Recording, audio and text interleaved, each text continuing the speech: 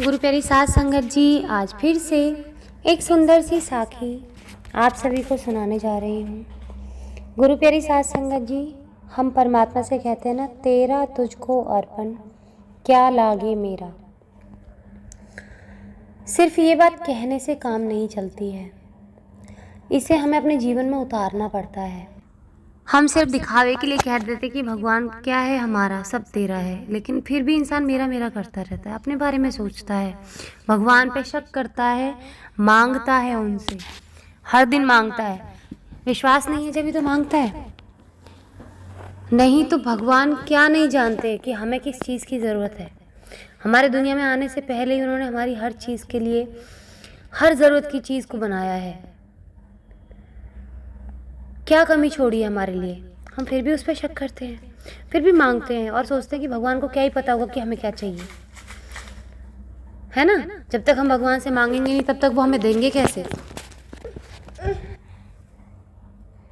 तो गुरु प्यारी साध संगत जी, सब कुछ रब के हवाले छोड़ देना, क्योंकि ना तो हमारा कुछ है, सब कुछ उसी का ही है, हम भी उसी के हैं, हमारी एक एक श्वास उसकी है। तो हमें मांगना नहीं चाहिए, वो तो दातार है और वो उसको समझ है कि हमें क्या चाहिए क्या नहीं। तो मांग कर उस पर शक ना कीजिए, विश्वास कीजिए कि वो सब कुछ हमें देगा। तो आइए गुरु प्यारी साध संगत जी, सुनते हैं आज की सुंदर सी साखी। ये कहानी है एक राजा की।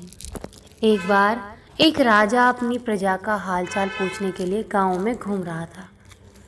पुराने ज़माने में राजा प्रजा का हालचाल जानने के लिए प्रजा के बीच जाते ही थे। घूमते घूमते राजा के कुर्ते का बटन टूट गया। उसने अपने मंत्री से कहा, पता करो कि इस गांव में कौन सा दर्जी है जो मेरे बटन को सिल सके।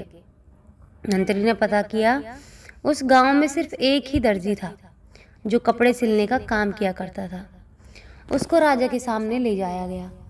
राजा ने कहा, क्या तुम मेरे कुर्ते का बटन टाँग सकते हो?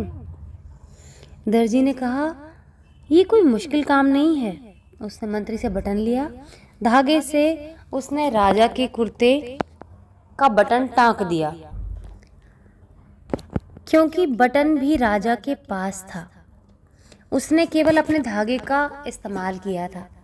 राजा ने दर्जी से पूछा, बटन लगाई का क्या लोगे, क्या दूं मैं तुम्हें? दर्जी ने कहा, महाराज रहने दो, छोटा सा ही तो काम था, कर दिया। आप तो हमारे महाराज हैं, जो कुछ मेरे पास है वो सब आपका ही तो दिया हुआ है। उसने मन में सोचा कि बटन भी राजा के पास था, उसने तो सिर्फ धागा ही लगाया है। राजा ने फिर से दर्जी को कहा, नहीं नहीं, बोलो क्या दोगे? दर्जी ने सोचा, 2 रुपये मांग लेता हूँ।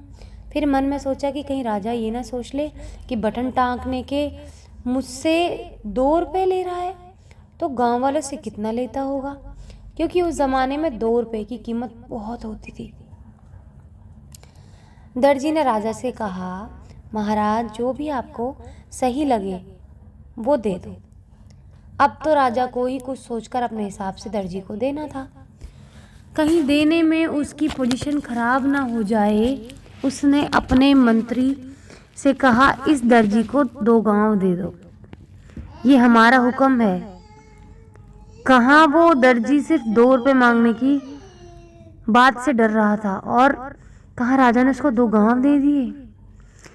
गुरु प्यारी साध संगत जी, जब हम अपने भगवान पर सब कुछ छोड़ देते हैं, चाहे दो या ना दो, तो हमारे प्रभु अपने हिसाब से हमारे लिए जो ठीक है वो हमें दे देते हैं। उनके देने में कोई कमी नहीं होती, कमी तो सिर्फ हम मांगने में कर जाते हैं। देने वाला तो पता नहीं क्या देना चाहता है। इसलिए संत महात्मा कहते हैं, प्रभु के चरणों पर अपने आप को अर्पण कर दो, फिर देखो उनकी लीला।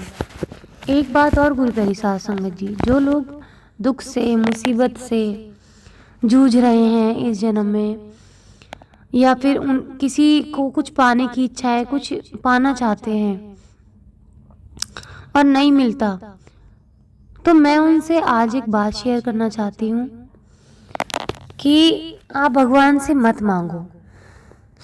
आप उनसे मांग के अपने इस जन्म के पुण्य खत्म कर रहे हो। ना जाने किस किस पूर्व जन्म से आपको दुख मिले हुए हैं और उनका भुगतान आप इस मानव जन्म में कर रहे हो। बेहतर है कि आप मानव जन्म में ही उनका भुगतान करके अपने परमात्मा के पास पुण्य अर्जित करके चले जाएं।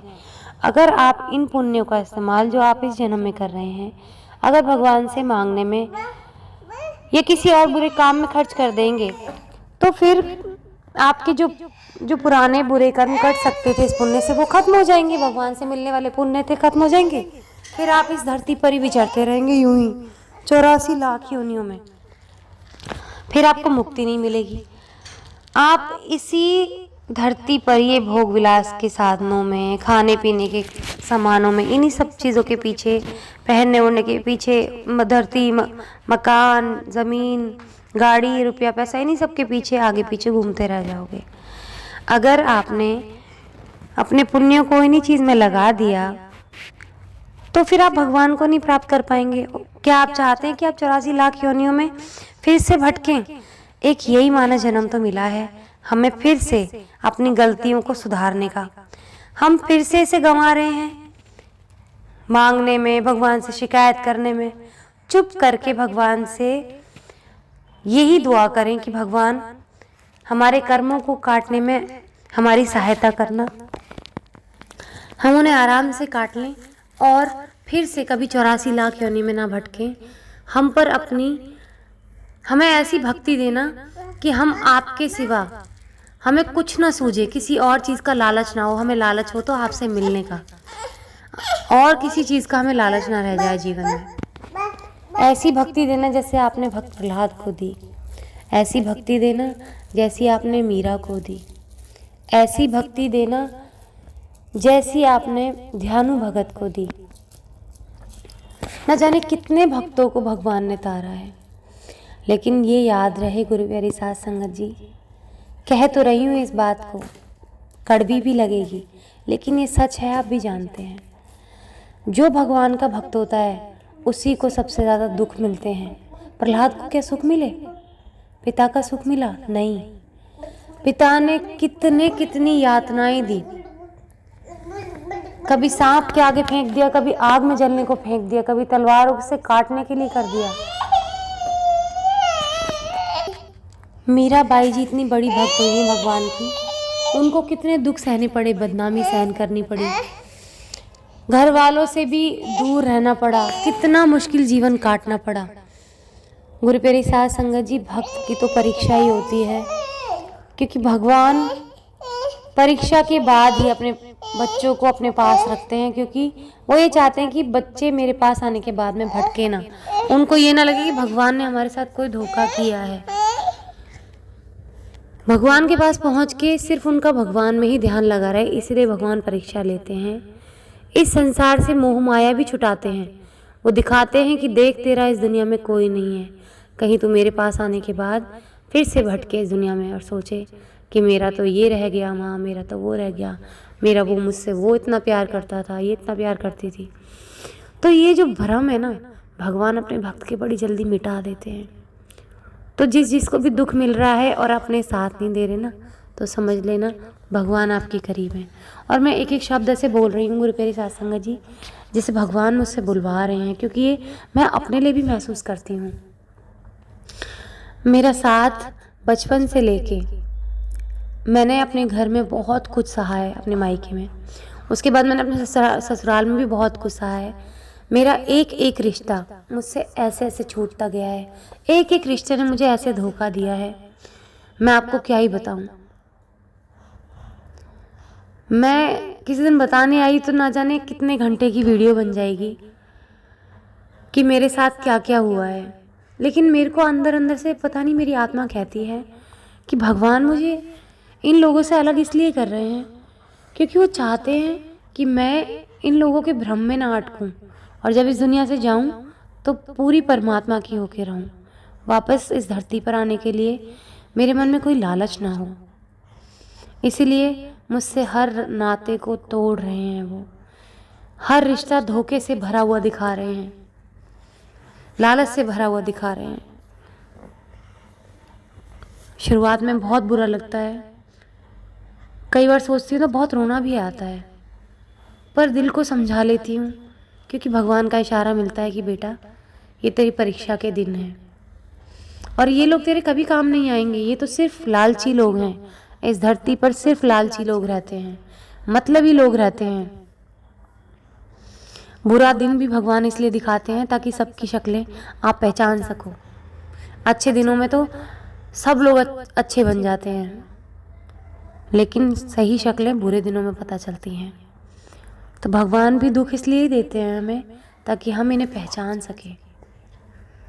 हम जिंदगी में न जाने कितनी बार इन लोगों को माफ़ कर देते हैं, लेकिन हम यही गलतियां करते हैं।